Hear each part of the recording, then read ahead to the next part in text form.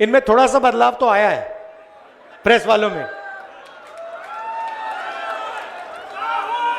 अब ये सोच रहे भैया, अब ये सोच रहे क्या करें, लग रहा है मोदी जी जा रहे हैं तो पटरी बदलनी पड़ेगी।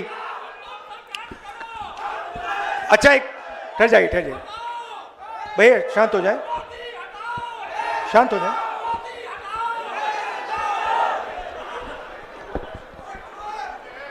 बड़ा जोश है तो सबसे पहले यहां आप गर्मी में आए, मेरी बात सुनने आए, इसके लिए दिल से आप सबको धन्यवाद करता हूं। और मुझे काफी चेहरे पहचान में आ रहे हैं, तो आप सबका बहुत बहुत नमस्कार। पता नहीं आपने आज मोदी जी का वीडियो देखा नहीं देखा? देखा? व्हाट्सएप यूनिवर्सिटी वालों ने देखा? वो इटली की राष्ट्रपति मेलोनी है, उनको नरेंद्र मोदी जी टॉफी खिला रहे हैं। रील बनाई है, हिंदुस्तान के प्रधानमंत्री इटली के प्रधानमंत्री को, मेलोनी को मेलोडी टॉफी दिए हैं। हेलो, हाँ, हेलो, माइक तो ठीक करो भाई। जाने से पहले हिंदुस्तान में भाषण दिया, जाने से पहले कहा, इटली जाने से पहले, मेलोनी जी से मिलने से पहले उन्होंने हिंदुस्तान से कहा कि देखो आर्थिक तूफान आ रहा है, कम पेट्रोल का प्रयोग करो, सोना मत खरीदो, इलेक्ट्रिक गाड़ी खरीदो और विदेश में दौरा मत करो। और फिर उसी के एक दिन बाद 3-4 हजार करोड़ रुपए के हवाई जहाज में नरेंद्र मोदी घुसे, इटली की ओर गए, जेब में टॉफी ले गए और वहां की प्राइम मिनिस्टर को उन्होंने मेलोडी टॉफी खिलाई। अब देखिए ये क्या देश की जनता के साथ क्या खिलवाड़ हो रहा है। मतलब देश में पेट्रोल की कमी, गैस की कमी, बिजनेस बंद हो रहे हैं, फैक्ट्रियां बंद हो रही हैं, महंगाई बढ़ती जा रही है, किसानों को खाद नहीं मिलेगी,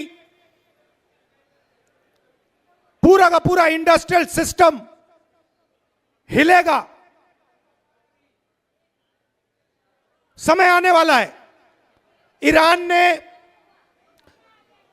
अमेरिका और ईरान की लड़ाई हुई, उसने हॉर्मुज को बंद कर दिया, 20% तेल मार्केट से हट गया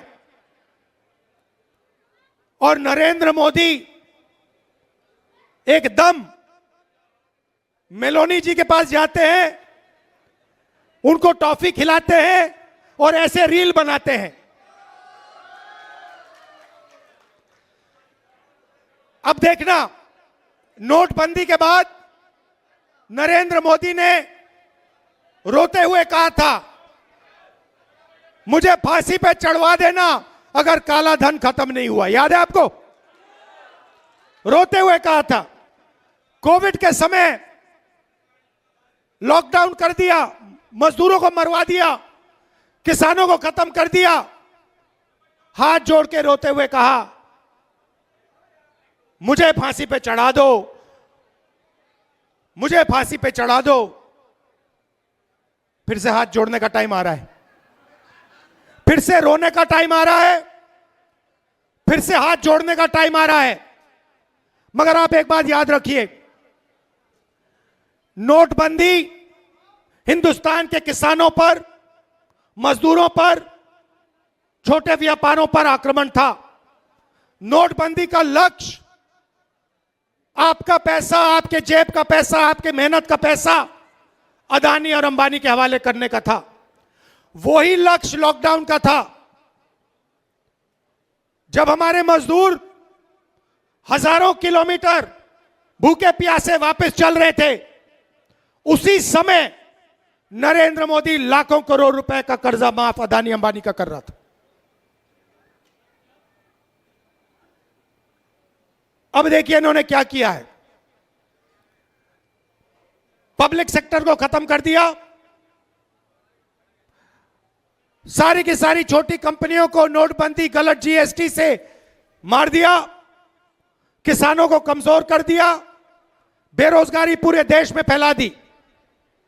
और अब आर्थिक तूफान आ रहा है, और ऐसा तूफान आ रहा है जो हिंदुस्तान ने पहले नहीं देखा है। क्यों? क्योंकि हमारा तेल हॉर्मुज से आता है।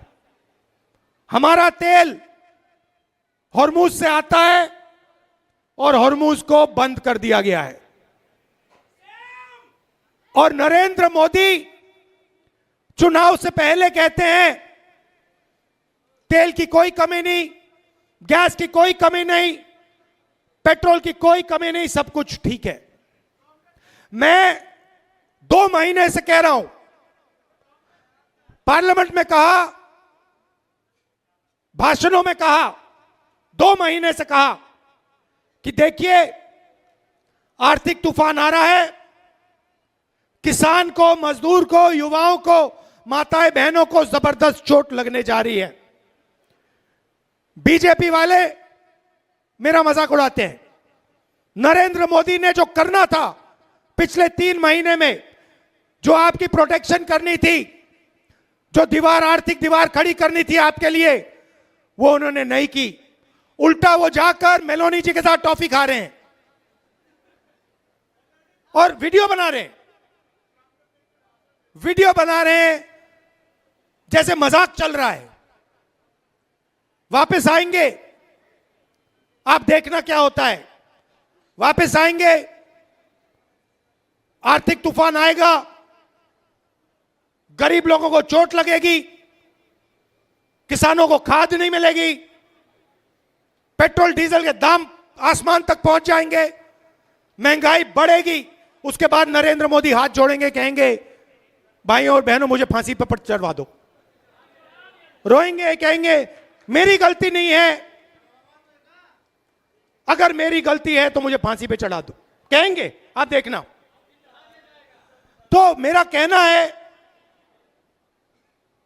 कि उनका काम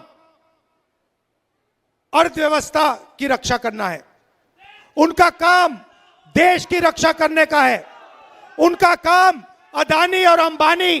भैया गर्मी है, डिस्टर्ब मत करो, गर्मी है, डिस्टर्ब मत करो, लोगों का मूड खराब हो जाएगा।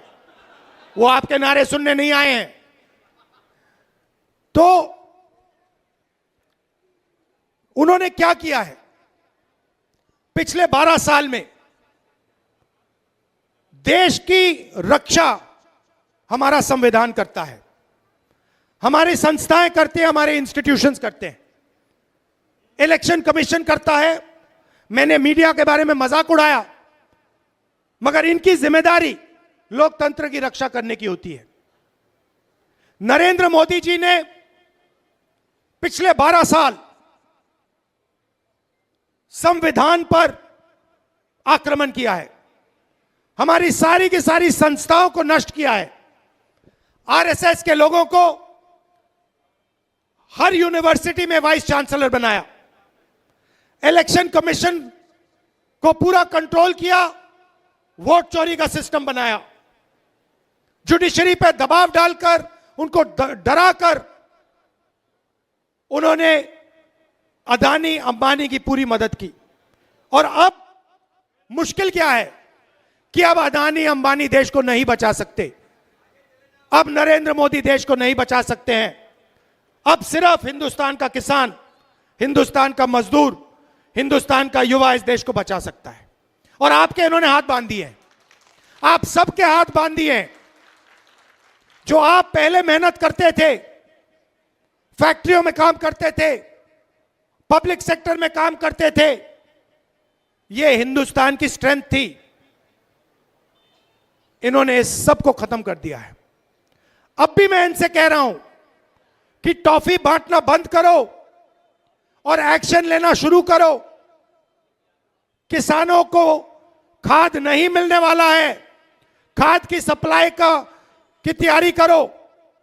आपका दोस्त अंबानी हिंदुस्तान का तेल आज भी बाहर एक्सपोर्ट कर रहा है।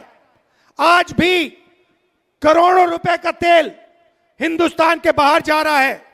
यह तेल हिंदुस्तान को चाहिए, यह तेल हमारे लोगों को चाहिए। वो तेल आप हिंदुस्तान की जनता को दिलवाइए। ये प्रिकॉशंस आपको लेने हैं, ये काम आपको करना है, मगर आप पता नहीं कौन सी दुनिया में हो। अच्छा, एक और बात, मैंने पिछली मीटिंग में कहा कि नरेंद्र मोदी और अमित शाह संविधान पर आक्रमण कर रहे हैं। यह सही बात है, गलत बात है? वोट चोरी संविधान पर आक्रमण है।